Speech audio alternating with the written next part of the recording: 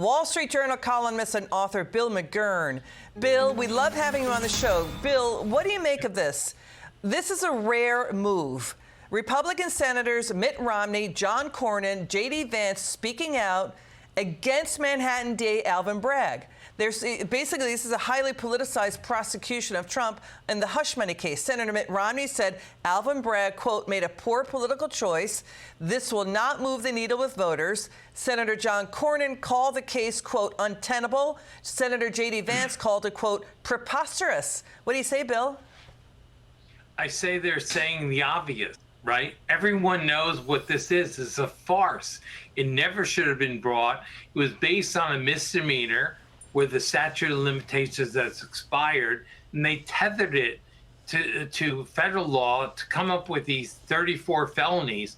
It's just crazy. It's like throw anything at the wall and see what sticks. I think it's gonna, like most of this, is gonna redound to Donald Trump's favor. He's playing it in the media, even with the gag, and people can see it's just a game.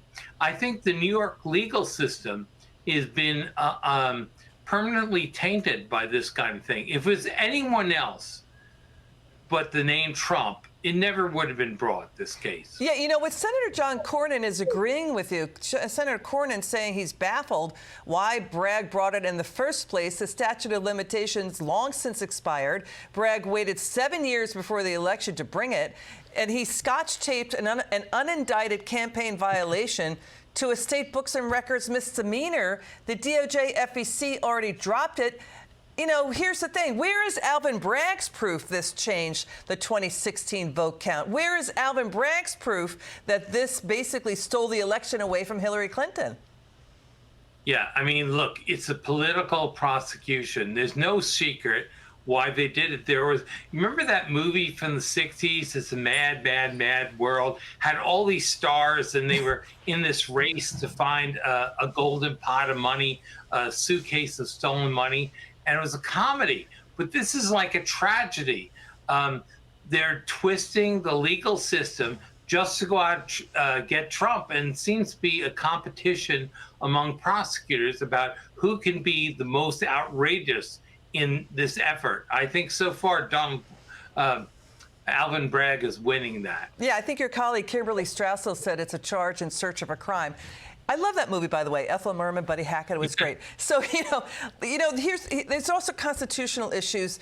This so-called lawfare, what the Democrats have been doing, the real danger is it's basically twisting and torquing the justice system to their own political desires and demand to stay in power. Watch former Deputy Independent Counsel Saul Weisenberg speak out on this. Watch this.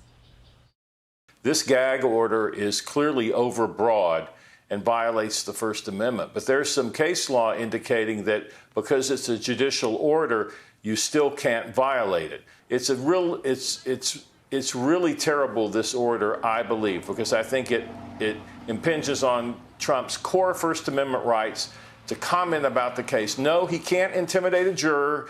He can't do anything to do that or intimidate a witness. But the idea that Michael Cohen can be out there talking about the case on TV and that former President Trump can't comment about it when his liberty at stake, to me, is a classic First Amendment problem.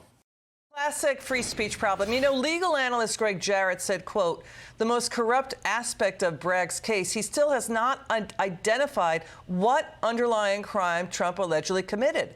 You know, it's a clear violation also of the Sixth Amendment. There's so much going on here. By the way, why doesn't DA Bragg go after real, crime that's really hurting New Yorkers? Final word, Bill. Yeah, I think this is what they mean when they say bad cases make bad law. All sorts of bad things are coming out of this trial. It's a case that never should have been brought in the first place. And I look forward to next year when the appeals process is all done. I think Trump's going to win some of these cases. Bill McGurn, always great having you on. Thank you so much for joining us.